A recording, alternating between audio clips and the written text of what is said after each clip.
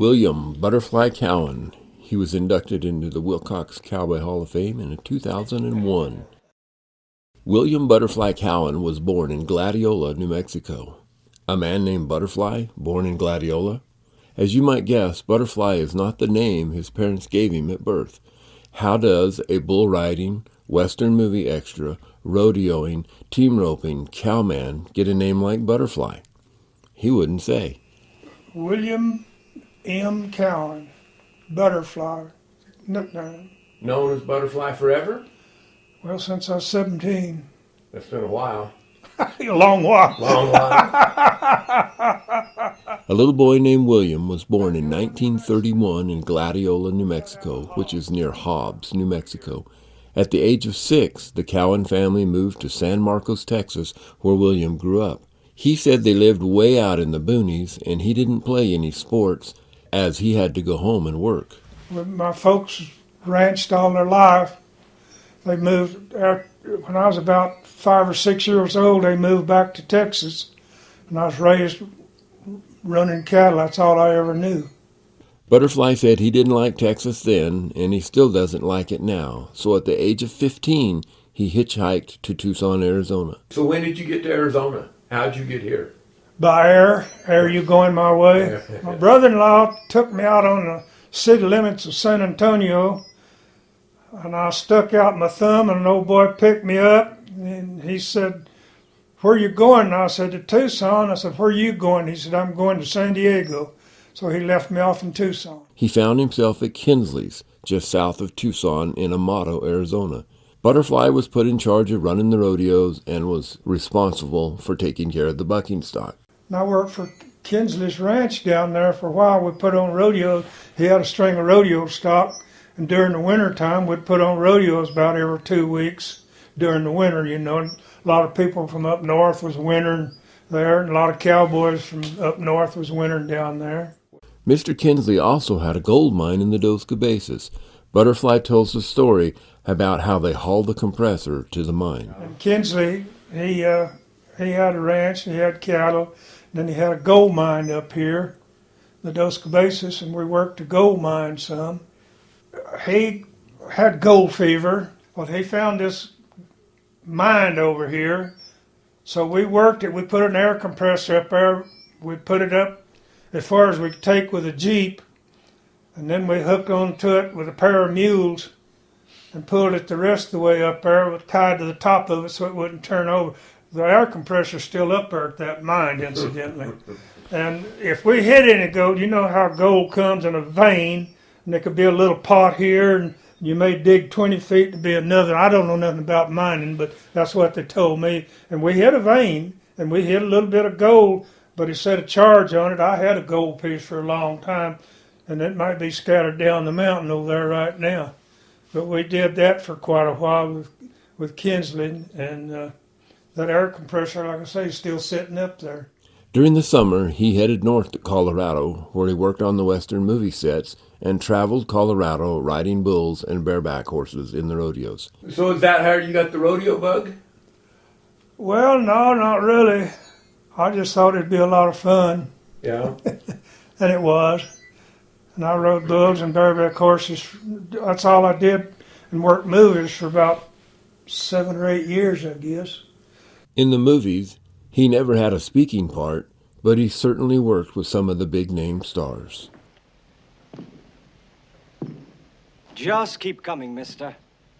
For me? Yes, you.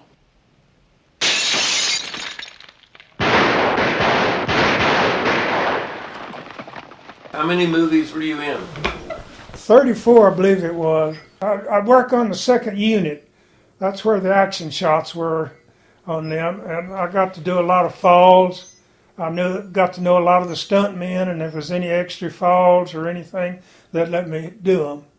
And made a lot of, made good money that way, a lot more than you could just being an extra riding down the road, So who are some of those stars you worked with? Well, Ronald Reagan, Jimmy Stewart, Clark Gabriel. He was a real nice guy, Audie Murphy, was World War II most highly decorated hero, and I got to know him real well. We were real good friends. I stayed with him out in California one time for about a week, and he was going to get me stunting in the movies in California, and I seen that I didn't like California, so he told me, he said, just get in your pickup and go home. He said, you don't want to get, said, they're a bunch of phony son of a guns. Yeah. And and then he was just a real good guy. I really liked him. And you worked with like Ben Johnson? I knew Ben real well. In the movies and then personal. When I lived in Oklahoma, that's where he was raised. And he had a friend that I used to go help work cattle, and Ben had come down and worked cattle. Ben was a cowboy besides a movie star. He was a real deal and a real good guy.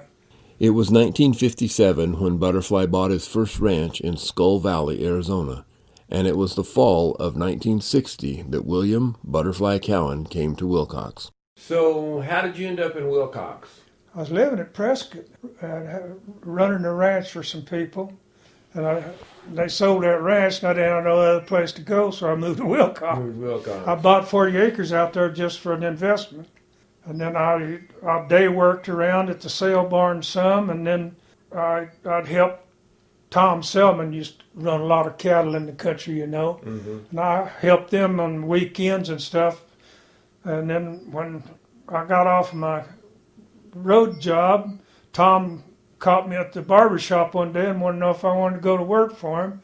So I went to work for him, and as you well know, we run cattle all over Arizona and a lot of other places, And I worked for him about 10 years, I guess. And then I leased a place up here by the side of the mountain, Spike East. And I run about 100 mother cows there, and then I put together a cow herd there. And then after a while, I leased a HYL.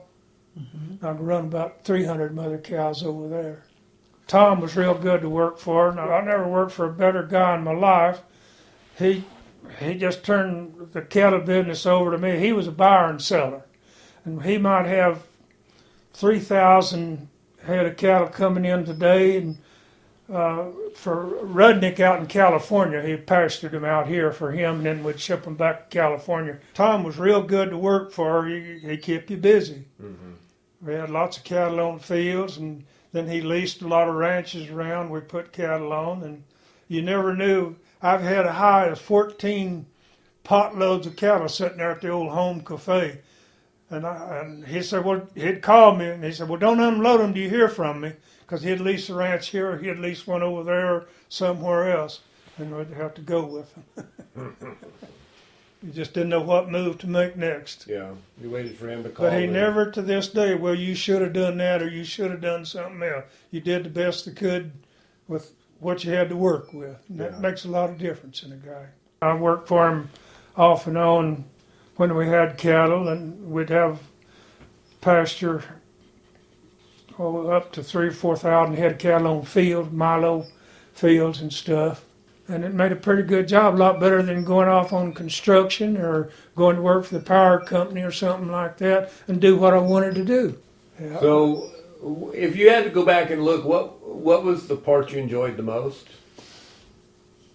I've enjoyed life. I'm pretty well crippled up now. Of course, I've got a lot of years on me, but I don't know of anything that I'd ever done different. We made fun out of everything we did. If I didn't care if we're branding 500 head of cattle today, just one after the other. It could be freezing or it could be 100 degrees, and it would make fun out of it. We'd laugh and joke or do something to enjoy it. You just as well to. Yeah.